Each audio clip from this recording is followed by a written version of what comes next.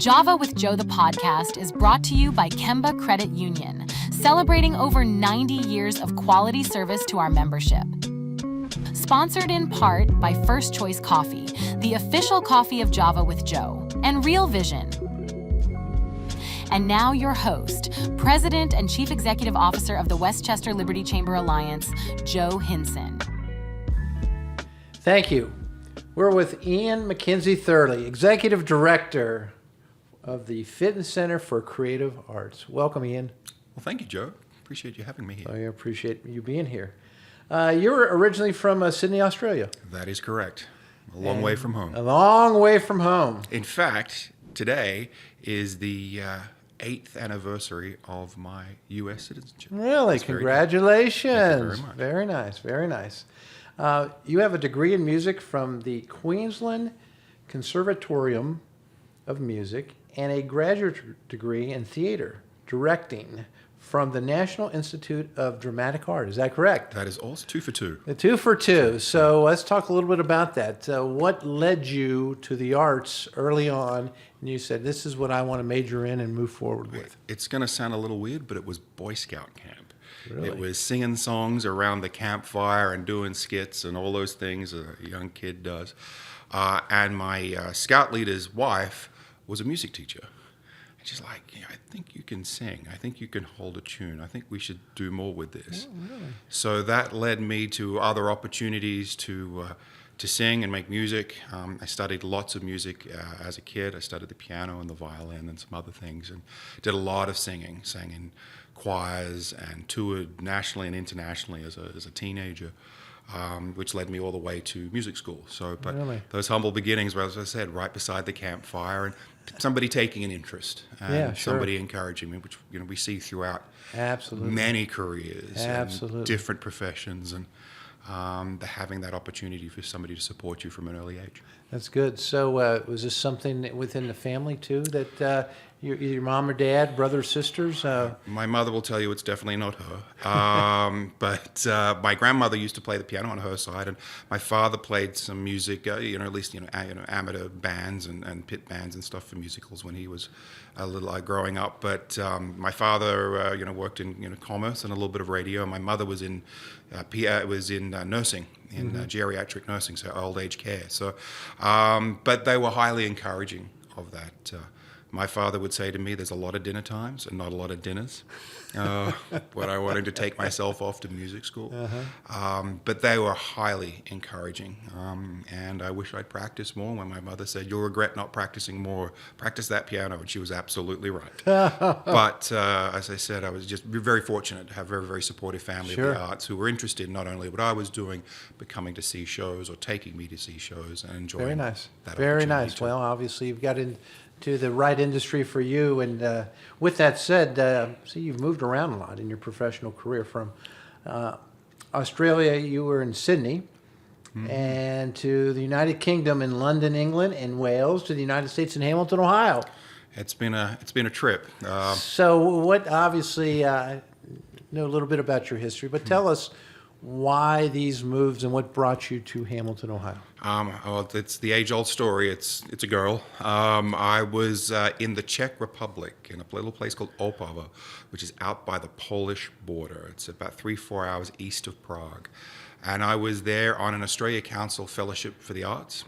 I was studying as a stage director, as an opera director, and had to work with a German director from Munich out there one summer. And Kelly, who's now my wife of nearly 25 years, was there in a cast of another opera. So we were working on separate operas, but she was there and I was there at the same time. And we met and we had a summer romance around Europe, which took us back to Prague and to Vienna and Salzburg.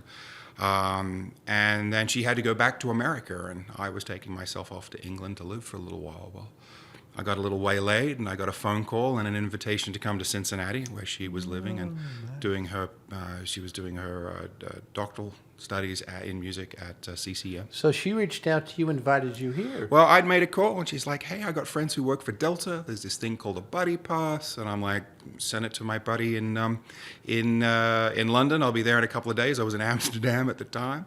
and hopped a plane to London, and then a train to my friend's place and said, which way's Gatwick? And 2 days later, I was landing in Cincinnati, which was not on the itinerary. I was supposed to live in London for about 6 or 8 months. I had some contracts back at the Sydney Opera House following that, but I thought this opportunity to go to America, and I'd never been to America, certainly obviously not to Cincinnati. The only thing I knew about it was WKRP, which and then I ended up here in the Midwest. So it was eye-opening. Yes. I say to people, I've been many places in the world, through Japan and North Africa and Europe, but I never had culture shock quite like coming to America. Really, very nice. So you came here, obviously got married. How long was it once you got to the States, got married, settled down, before you were able to find your fit today at the fitness center? Gosh, so when we got married, we moved back to Australia, and then we had several years in Australia. And Kelly, my wife, is a singer and performer, and she had some great work opportunities in Australia, but we wanted to take ourselves to London, and we were in London and then Wales and back to London over several years. We came back here in 2013, just for a long prolonged vacation. And Kelly says, I want to stay here in America, and I'm like, I need to call an attorney.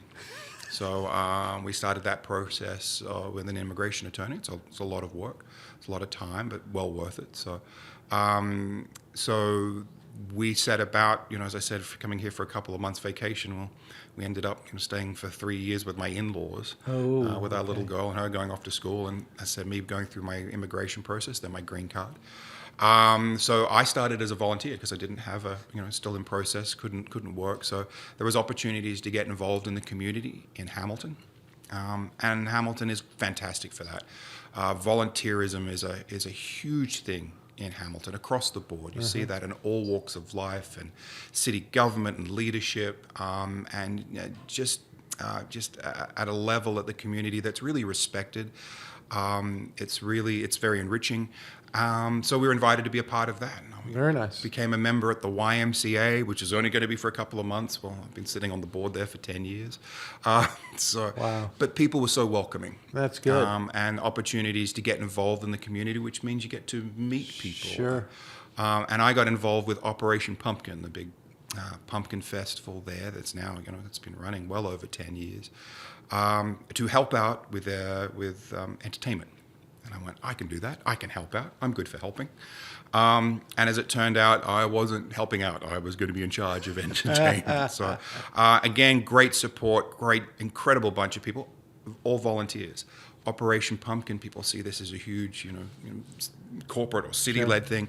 It is just people from the community, and they volunteer their time to take care of fundraising and pumpkins and pet parades and beer sales and marketing and sponsorship and entertainment. So they're all volunteers. I joined that group, and it was a great way to meet people throughout the city. Absolutely.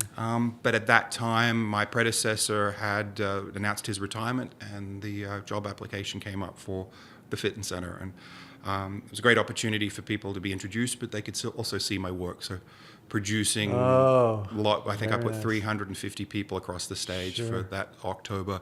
So it was a nice calling card to say to people, I have a resume, that's great, but what can you do? So people saw that for me, that to be able to do that properly, do a good job. But it was just a great way to meet the community, on a small scale level, and by the thousands as they arrived. Yeah, well, you talked about coming to Cincinnati. Did she originate in Hamilton? How did you get to Hamilton and be able to find what Hamilton offers? That's a great question. Well, Kelly was born into an Air Force family, so her brother was born in Texas, and she was born in Cocoa Beach, Florida. That's the I Dream of Jeannie, Cocoa Beach. But her and her family are all from here. So my father-in-law went to Ross. My mother-in-law went to Talawanda, and Kelly went to Hamilton City Schools, as did her brother and niece and nephew, and now my own child is in 10th grade. So there's a great history there. So she grew up in Hamilton, It's been a big part of her life. Obviously, she's traveled the world, but the family was here, and for many years, we were the only people on planet Earth that would vacation in Hamilton, Ohio. I'd plan our travel around the Red schedule. True story. Make sure I could get as many games in as possible. But we'd been coming to Hamilton for many, many years. So I first came to Hamilton in 2000. We didn't really settle here till 13, 14. And we came at an incredible time. But I'd seen Hamilton before that. Okay. And the Hamilton we came back to was a very, very different Yes. Hamilton. And the trajectory was, Yeah, was absolutely. unbridled. Absolutely. And we've seen that we've been be able to be a part of that over the last 10 years, but it's just been an incredible thing because it's a great part of the world to be in. Absolutely. So the fitness center opportunity was one in which not only were you able to volunteer to show what you could do, which was a good fit, but you've been a stage director, a writer, a producer, a director, and a college lecturer. So you've done all those different things. It's I worked freelance for the first part of my career. I trained as a stage director, as I say, when I went to NIDA, which is the National Institute of Dramatic Art, to study stage directing, and then went on to a career working for a lot of opera companies. And then when I was living in London and working as a stage director, I also worked at the Guildhall School of Music and Drama, and some other institutions there, and working with young singers and young performers. And some of those are going on to amazing careers. That's not by hanging around me, but they're incredible talent there, and a great opportunity to have a hand in that. But as a freelance artist, you learn to take the jobs that are in front of you. I've done a lot of writing, but not for my own self, but I write and produce shows for other groups or other people. It's what to their specifications. Sure. It's not sort of been my life's work. There's been no writing of novels or poetry. It's just putting together the things that I need to do, and shaping a show on stage. And a lot of that's been music or musical based. Very good. With my background and passion for music. So let's talk about that a second. I want to go back to what you talked about regarding your wife, Kelly. She sings. She does. You do. Have you done anything together?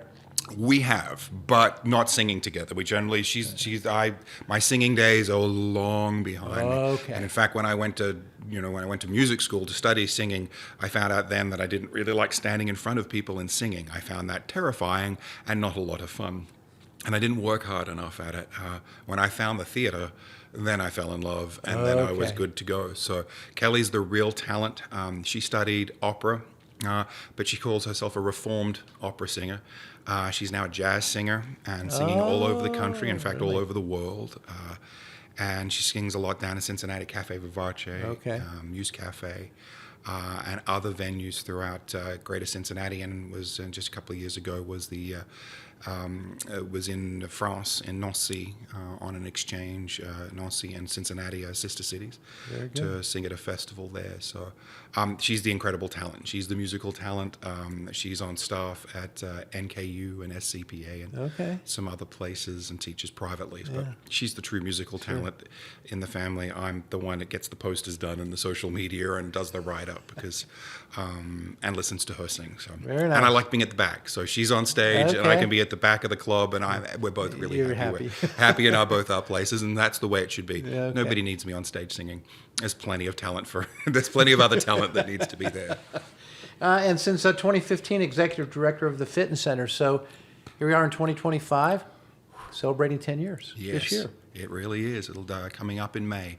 It has gone quickly. It's been a long time and a very short time. But as I said, it's been great to be involved in Hamilton, not just the Fitness Center, but what's been going on in Hamilton and throughout Butler County. Sure. An incredible opportunity. I think for a lot of us, we've never been involved in this, this revitalization, this re-energy. Right. And I'm exceedingly fortunate. Work should always be hard. Work should always be challenging. But it hasn't had to be difficult. People here really love the arts, support the arts. That's at city government level. That's at community level. Sponsors and donors, and people just wanting to be involved and encouraging and seeing a value in it. because the arts aren't everything. I realize Yeah. that we have to have, we have to have infrastructure and jobs and roundabouts and police services. All of those things need to be to make a full community come together. But the arts is one part of that, and we really see that in Hamilton, and as we've seen very much throughout Butler County, that it's well revered, it's well respected, and it's cherished. And that's been, as I said, that makes things easier to take things forward. But Sure. as I said, not without its challenges, but having people involved that want to support you from the ground up really makes a difference here.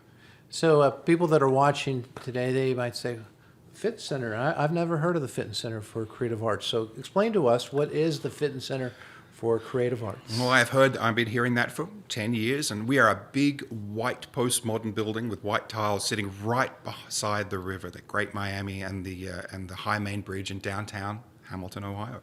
The Fitness Center itself has been there since 1993, so just over 30 years, and was a legacy project from the bicentenary of Hamilton in 1991. And they wanted a true legacy project, and not just a party and a parade and a hangover. It was either going to be a sports stadium or an art center. Spoiler alert, it was an art center.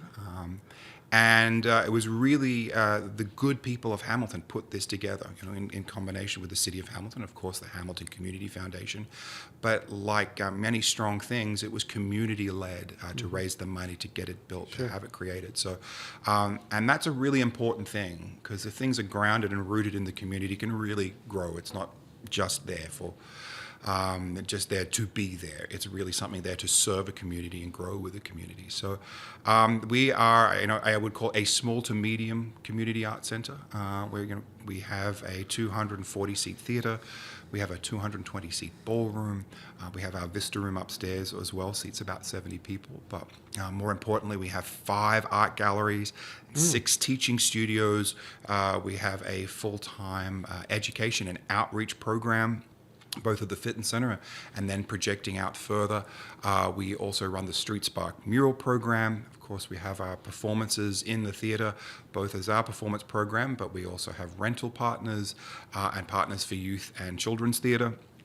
And then, as you've seen most recently, we've expanded out into Liberty Center to Fitting at the Foundry. Yeah, we're going to talk a little bit about that. That's so good. it's been, we are there to serve the community with the arts across a broad spectrum, whether you want to be involved, if you want to get paint or clay on your hands, if you want to come and see a show, if you want to be involved, or taking that out of the Fitness Center and being able to connect with a broader range of the community with the arts as a part of that, becoming that complete person. Kids should be doing sport, they should be reading, they should be doing math homework. All of that's important, but if we can provide that nourishment from the arts and that exposure at a young age, through all ages, we think that's vitally important. Yeah, and I want to talk a little bit about that, in the Westchester Liberty area where we're at right now. Very transient area, new people coming in and out all the time.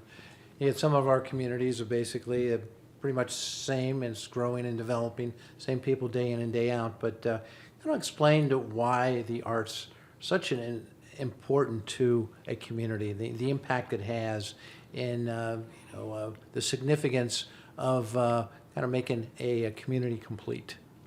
I think if you look back at history, it's one of the benchmarks of what that particular time in history. And when we talk about periods of history, we're either talking about metals or we're talking about the arts and culture. Okay. And that's how we refer to periods of history, through defining about the arts and culture. And that defines a period of time or defines a particular civilization, which we won't be talking about. Hopefully they'll still be talking about it in 200 or 1,000 years. Yeah. But what's at the center of that community? And the arts very much brings people together, either to make music or make art together, or to watch that happening or view that happening. And it's a great connector of people. Just to be together, that and eating. They're two fantastics, and don't worry, we're happy to combine all of those things and a drink as well. But that's a big part of the arts. We see that particularly at the Fitness Center, that we have our pottery the clay making there on a certain day, and then on the Fridays, then we'll have our creative aging painting. Then downstairs we'll have our mosaics. We have a printing. We have our printers who come in to work on our printing press. And it becomes less about the art and more about the community. And it brings these people together. They make connections. They're not at school, they're not at work, they're not at home. They can be themselves for maybe just a couple of hours, and the phone's not ringing and the email's not going. So they can create this art together and be really supportive. We've had opportunities there where somebody hasn't turned up for a class and somebody's making a call saying, well, they're here every time. And knocking on doors and making sure, and sometimes they haven't been okay. And as a result of that art class, somebody's health has been checked on, and they've had a better day. Well, the art is the least important part of that conversation, what it brings together and the care of other people. So it brings so many opportunities for people, sometimes gets you out of your comfort zone, to try something new. But everybody, and we hear it, oh, I'm not an artist, or I can't paint, or I can't draw. Well, we all started painting and drawing. I assure you, nobody went to kindergarten and did calculus or studied world history. That all came later, and that's fine. We need all of those things, but we were all, might even be given a paintbrush. We had our fingers, and straight onto the paper it went. So we're all artists. We all have that opportunity, and it's just a great way, as I said, to connect people together and become a community. Sure. So that, I think, is really welcome, not only at the Fitness Center, but we've certainly seen that out here in Liberty and Westchester, and have been made to feel so incredibly welcome. I cannot understate that in any way. It really has been quite amazing. So how much of what you do, because I obviously understand that you educate and inform. I mean, you got people that may not have thought about what you just said. So how much of what you do day in and day out helps bring people to kind of understand and realize that what you're doing is basically bringing people together in a area where it's not competitive. It's an opportunity where people get to know each other and get to learn different things, because everybody has different strengths, but give them the confidence and the opportunity of building a true community. How much of what you do is out there promoting that? I mean, obviously our focus is on the art and the art making. So you're coming for lessons, whether that be 6 weeks or continuing on.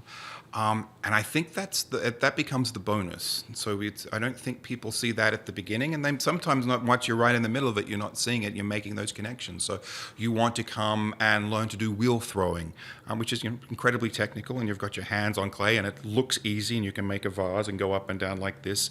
Yeah, I'm still getting the clay from the roof of my studios because that was me. It looked easy, but they're coming to do that. So they're coming to learn a new skill, a new craft, to engage with that.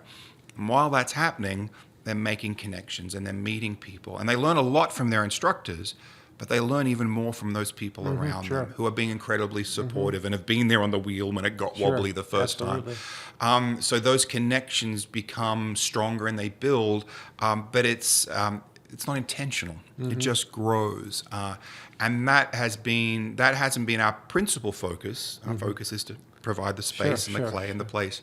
And that community grows organically. And it's been a wonderful thing to see. And we've seen people go through some challenges in their life, some very serious challenge, and coming out the other side, not only through the art, or through the physical act of making art, but from those connection and support they see from those around him. And lifelong friendships have been born. I haven't seen a wedding yet, but I'd be happy to see that. I'm sure.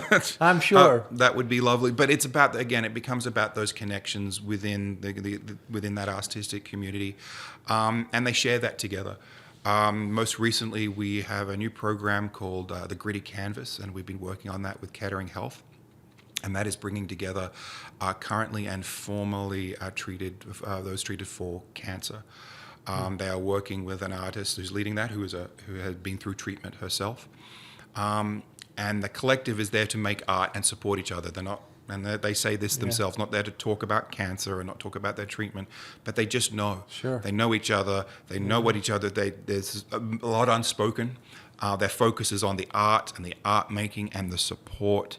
But they also know the challenges that have each been through, and it's just remarkable to see. The proudest moment is they have a bell that you ring when you finish your treatment. They've started putting up the artwork, get choked up, down the hallway.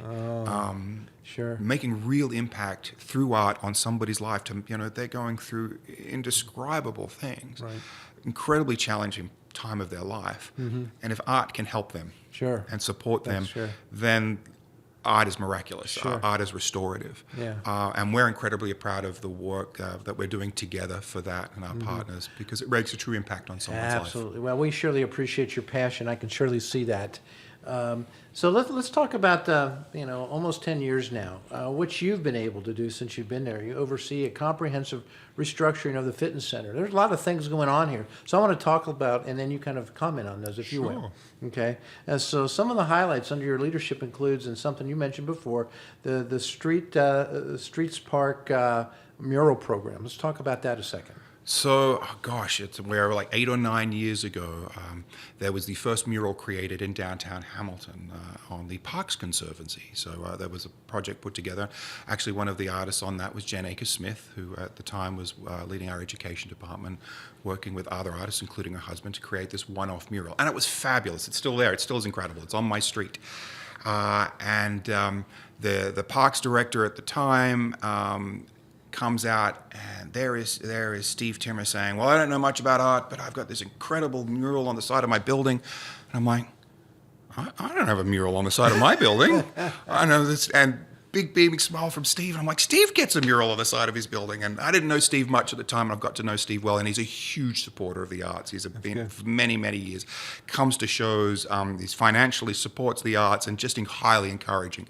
But I'm just seeing this guy talk about his piece of art, and I had nothing, and I was super jealous. I got over that quickly, because here was I in a city that was putting on the side of their buildings these incredible pieces of art.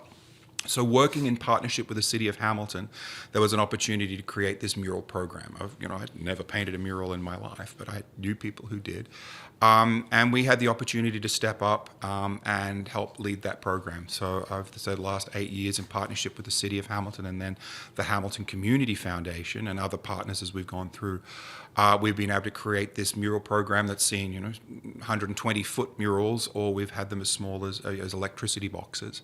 All impactful, and the name says it all. It says Street Spark. Yeah. It's there to spark and enliven communities with the arts, as you've seen throughout, particularly through Hamilton, which is coming through Resurgence, to go into a community and saying, we're here. So we can't do a $20 million development right away, but we can paint a mural, and we're not. If you're painting murals on buildings, you're not tearing them down. Yeah. So I think that was to have the arts there, and we call it creative placemaking, and there's that partnership with a community to give that spark and energy of life and commitment. Sure. And to see art and color pop up all around the city has been pretty impressive. And I haven't none of my paint strokes are on those walls. These incredibly talented muralists. If you've ever painted on a small scale of a couple of feet, that's hard. But when you're dealing with hundreds of feet, and to get Sure. that perspective and that depth and that color. And we're incredibly proud of the work. You put different pieces of art in front of people. Some people will like one thing. They might not like the other. But we have so many pieces now, people can judge their favorites and what they like and find diverse ways. But we're really proud of the quality of the art, of what's gone from canvas onto the walls, their longevity, because they're still looking fantastic, coming up on 10 years. And it's really made an impact on the community as we've gone forward. Yeah, I can imagine. Let's talk about the Cincinnati Reds Hall of Fame partnership. Oh, that was a fun one. I have a good friend, Sherry, down at the Reds Hall of Fame. She is the head of membership for the Reds Hall of Fame, and Sherry's amazing. But she came up to me at the Fitton one day. She was at a show. She goes, "Hey, I used to work at the Fitton Center." I'm like, "Hi." So we chatted. I said, "Where are you now?" She goes, "I'm at the Reds Hall of Fame." And I'm a huge Reds fan. I have been this is coming up on season 26, so opening day's not too far away. And I was at I've been to many opening days. I was at spring training for my birthday last year. Very nice. Big fan. It's been, it's had its challenges. We'll get there. And Tito, we trust. So I talked to Sherry, and she's like, why don't you come down to the Hall of Fame? So I come down to the Hall of Fame, and it was fantastic. She's touring me through. She shows me the banana phone. I'm like, ning, ning, ning, ning, ning, ning, ning, banana phone. She goes, know what that is? I'm like, know what it is? I've been on the banana phone. I used to call from London.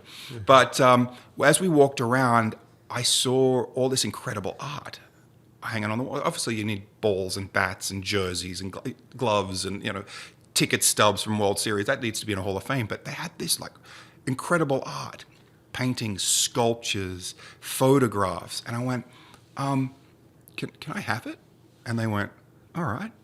And as they were closing down for renovations, working with Sherry, working with Rick and the team there, they bought hundreds of pieces of what I call fine art. And we're talking about the Tom Suchida, those great sculptures that are out the front. Pete Rose and, of course, of the old left-hander out there himself right at the front. Well, these were original. They were about just a couple of feet high that he did, and that expanded. Wow. Well, all of those came up. And the Andy Warhol came up. Great photographs, Leroy Neiman pictures. It was just... a guy called Chris Felix, who'd been working with the Reds doing fine art portraits, some of the work of former players. And we had this complete art exhibition of Cincinnati Reds Hall of Fame, and it was just amazing. Of course, people like me are incredibly interested to come and see that. It was all baseball themed and related, but really, as an art exhibition, could stand on its own because the Reds Hall of Fame, which is if you get a chance, great museum, the great Hall of Fame, and really passionate people. It's not just about the things, it's about the game, and they are so connected and connected to the players and the history. It's, I geek out, I love it. But having all of that art at the Fitton Center for their first exhibition to be held in Hamilton are important things. Particularly of Hamilton's great history, of course Joe Nuxall, and we have a Joe Nuxall mural, and the Nuxall family just incredible and still so deeply involved in the community here, with the Miracle Leagues and the amazing work they're doing. Yeah, that was a real coup, wasn't it? Yeah, it was fun. It was, and just a lot of fun. And I love my baseball. I love my Reds, and a great way to engage people who might not come into an art gallery. Yep. They'll go to the bleachers, but they won't go to an art gallery. And for them to feel comfortable and welcome and disarmed, and to say, oh, look, you can come here anytime. We'll actually have other kinds of art here, and you're still as welcome here, and you can still enjoy it for what it is. And that's a really important part of an arts organization, to find that connection to people. And for them to take ownership of the Fitton Center and of the building and of the artwork, and just to feel comfortable in their own skin there. I think that's been a big part of what we've been trying to do over many years. Sure. You've had over 80 sold-out live shows. There's been a few, yes. It's wow. It's been busy. What a compliment, huh? I work with really fantastic artists. We have a small theater. It's only 240 seats. But before I arrived, we had a brand new theater. The theater was rebuilt and expanded. And it was a great opportunity to put programming in there, to have some fun, to bring some great shows. We bring outstanding live local, regional, and national talent come to the Fitton Center. And that can be a bit challenging for me and, for what we have with our budget. But when people come to the Fitton Center, when performers come to the Fitton Center, they love being here. It's an intimate space. The audience are right there, and the audience love being there. So it's not distracted. They're not on their phones. They're not looking somewhere else. They're not just munching popcorn. They really love being there, and they interact. And we hear that so many times from our performers about the energy that they get to feed off. They feel like there's a true connection, and there really is, both in our theater and upstairs in the ballroom. So I think over many years, we've grown and developed our programming, try to find as much diversity as we can. And as I'll say to people, it might not be something that you like, because some people like jazz, some people like rock, some people like classical, some people like country or bluegrass, and that's great. But I invite people to come to maybe something that you don't always love, or you're a bit challenged by, because I promise you the show is going to be outstanding. We're going to bring the best performers we can, and you might challenge yourself, or you might find out something you love, or you might go, you know what? they did an awesome job, but I really don't care for that type of music, Yeah. and that's okay. But I want it to be the best that we can put on stage, and so do our performers.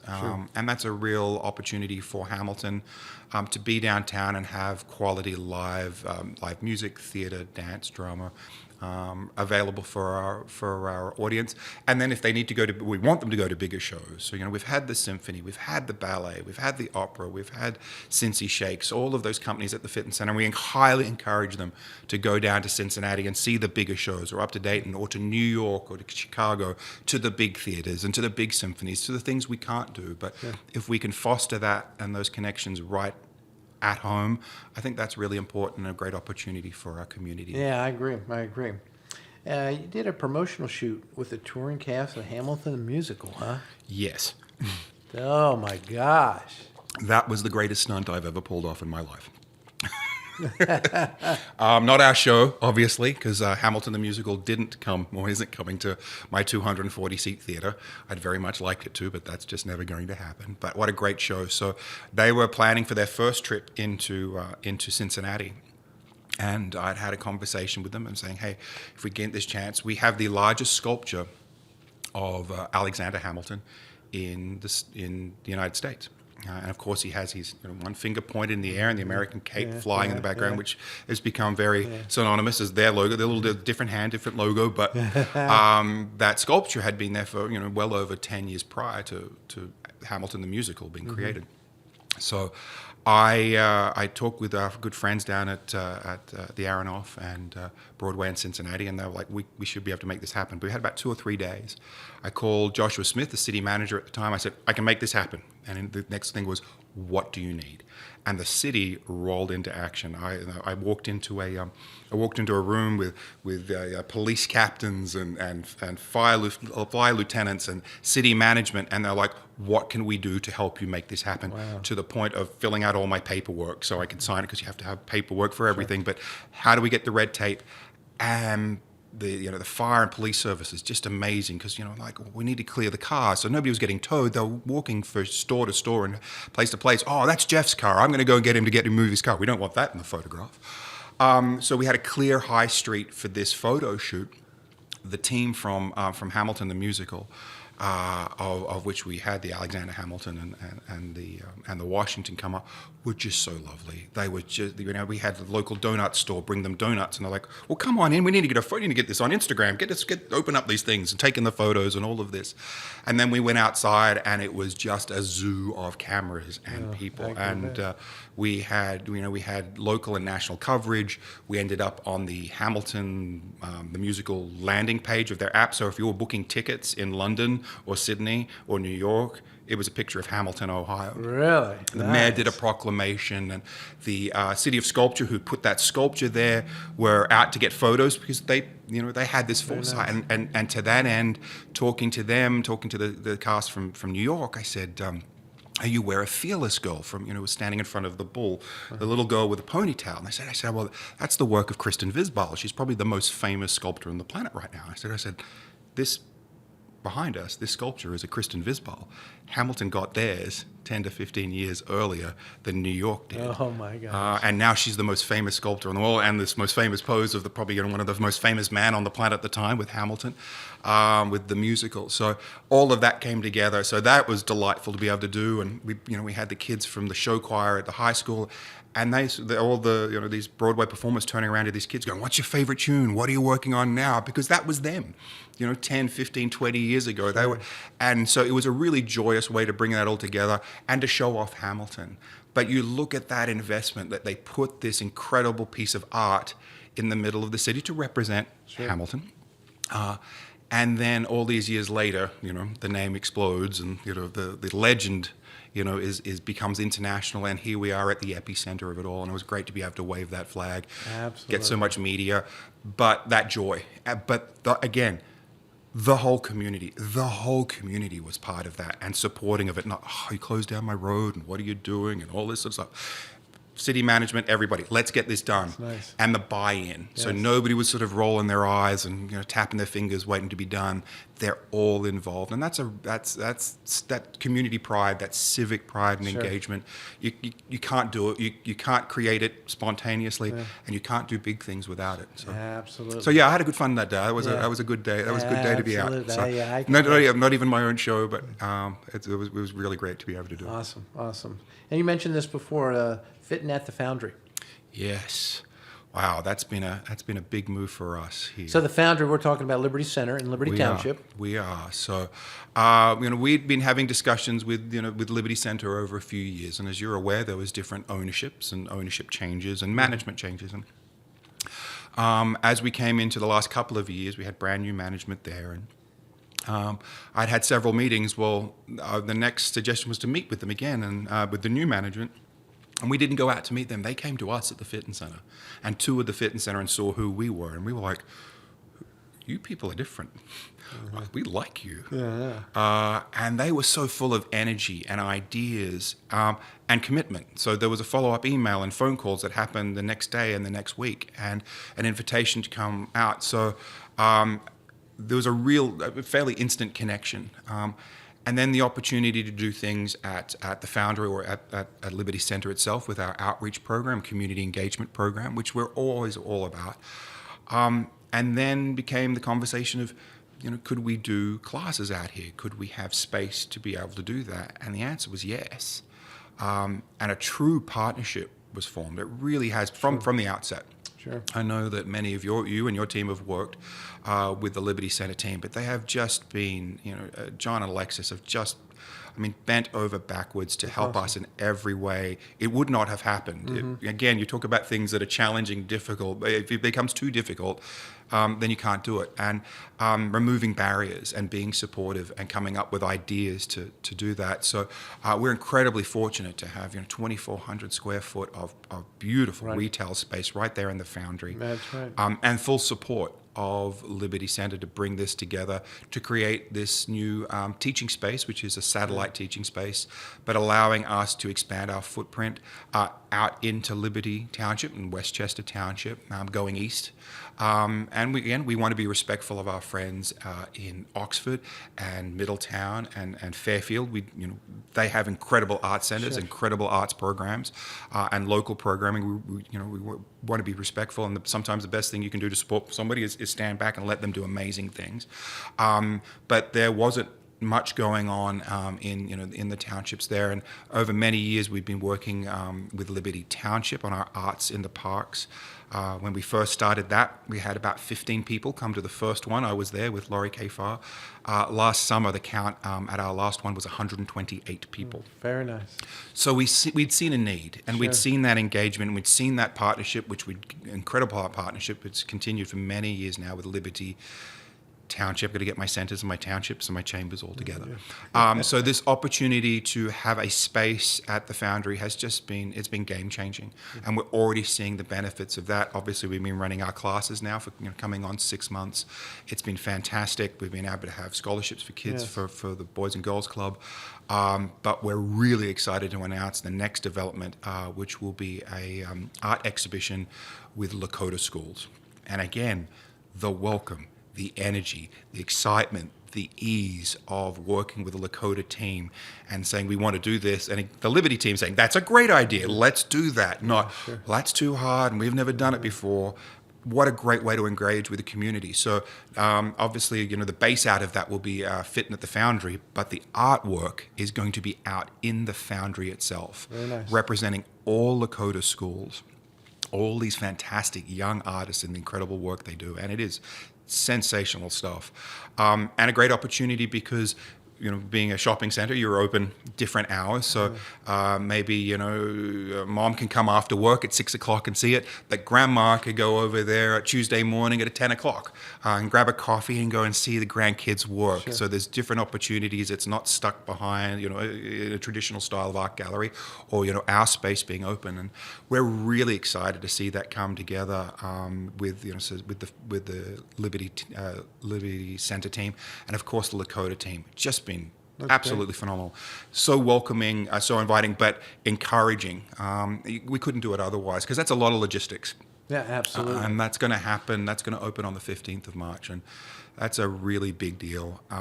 But most importantly, these kids are going to have, these students are going to have their artwork out in public for everybody to see. And as we've seen many times at the Fitness Center, putting it on the fridge at home is great and hung up at the school is fantastic. But when it's out there for everyone, it gives you that, I'm an artist now. You know, it's a flat plane for everyone. Absolutely. You put something up on a wall for everybody to see. You are just as much an artist as Picasso ever was. Absolutely. And that's a great part. You see great joy in that, and great pride, and great encouragement for these young artists. So we're really excited about that. But again, the support to be able to do this has just been phenomenal. I'm incredibly grateful. That's good. And lastly, the Chamber Collaboration Column in the Westchester Liberty Chamber Alliance office. Talk a little bit about that. Oh, that's all you. You did this. That was entirely your fault. And I remember when we first It's a team effort. You know that. Well, it just when we first had our first meetings, and you said we'd love to have art in our offices, which was a great invitation. It sounds easier than but we don't always get that invitation and that opportunity. And everybody's saying, it's great to have flyers and posters and business cards. They're all great things, but nobody ever walks into an office and says, well, that's a lovely business card, I'd like to engage.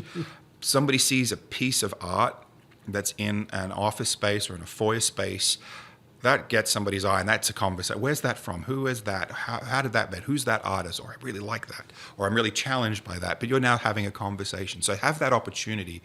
There's one we always relish. And for us to say, well, this is going to be great. We're just going to hang some art on the wall. In 3 months' time, we'll bring you another piece, and then we could either sell it or. And you're like, oh, no, we need a sculpture. And I'm like, oh my gosh.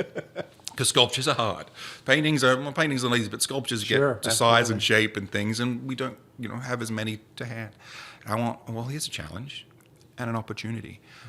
So reached out to our very good partners of City of Sculpture. Hamilton is known as the City of Sculpture. The governor gave us that a good few years ago.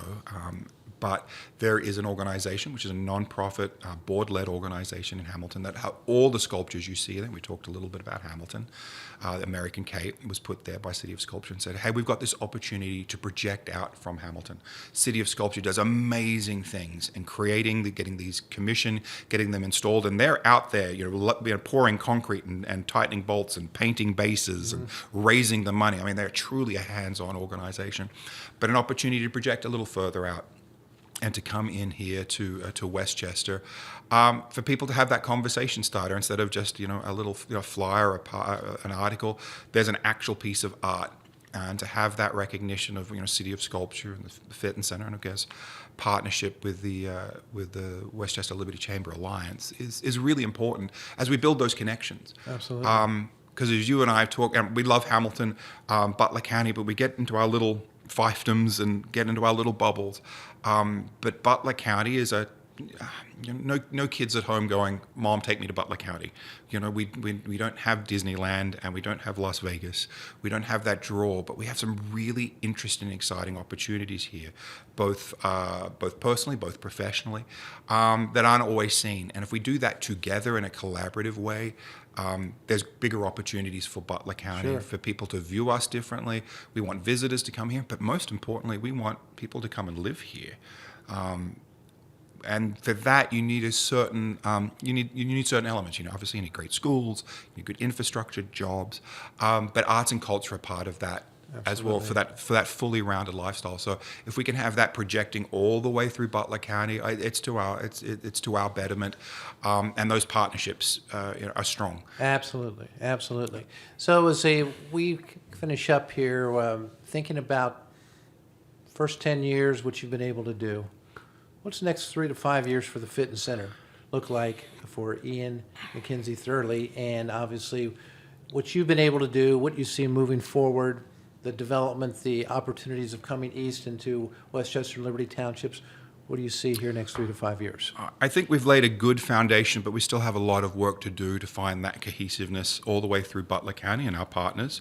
And in fact, I have a partnership meeting for Butler County Arts tomorrow, and I'm excited about that, about those ideas of communication and partnership. But as we've looked to here to the east to really consolidate that and build and grow, not only just projecting out through into the eastern parts, but bringing people back into Hamilton, because we have much to offer there as we look to grow and expand what's happening in Hamilton and finding that cohesiveness. So that's a really important part of that, because it takes time. I call it retail, not wholesale. So it's not just about sending 20,000 brochures out there. It's about having 20,000 conversations. Sure. So that's a really big part of it as we look to move forward. As I said, 30 years ago, a bunch of the community members came together to create the Fitness Center. And I like to say, they planted a tree that they were never going to see the shade from. Many of those people have passed away. Great community leaders. We're thinking about those next 20 to 30 years. Absolutely. How do we plant the trees that we will not get the shade from, that Hamilton and Butler County will benefit from? And that's really what we're looking at doing.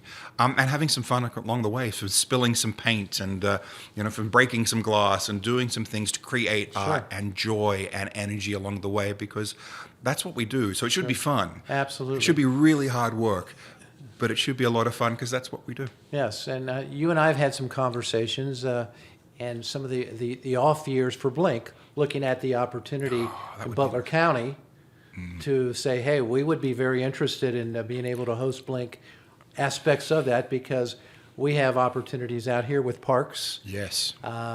Pyramid Hill, obviously Voice of America. We'd love to be able to do that, and obviously I know with your connections and your leadership, we're saying, for those who are watching us, we're here, we're open for business, we'd like to talk. Absolutely, and true partnerships. That's what I'm seeing throughout this area. There is an ability for people to get things done that are welcoming them of opportunities and ready to take them forward, not just to be like, oh, we don't know, that's too big, or couldn't do that, or that's going to be a lot of work. That you're seeing all these partners going, this sounds like a lot of fun. This sounds great. This sounds like it's going to be good for you, but also then for our community, and I mean that in the broader sense of Butler County, to have some fun and to really put us on the map, because as we look to grow, this is a really important growth area for the tri-state area. It is. And I truly believe in that. I live here, I work here, my kids go to school here. We're 100% committed, but there's a reason for that. As you said, I've had some opportunities to live lots of places, and I choose to live here, and there's a reason for it. It's pretty exciting to see that growth and just be a part of a team that's taking it forward. Absolutely. Well, this has been Ian MacKenzie Thurley, Executive Director, the Fitness Center for Creative Arts. Ian, thank you. Thank you, Joe. Appreciate it. Java with Joe has been brought to you by Kemba Credit Union, sponsored in part by First Choice Coffee and Real Vision. Thanks for listening.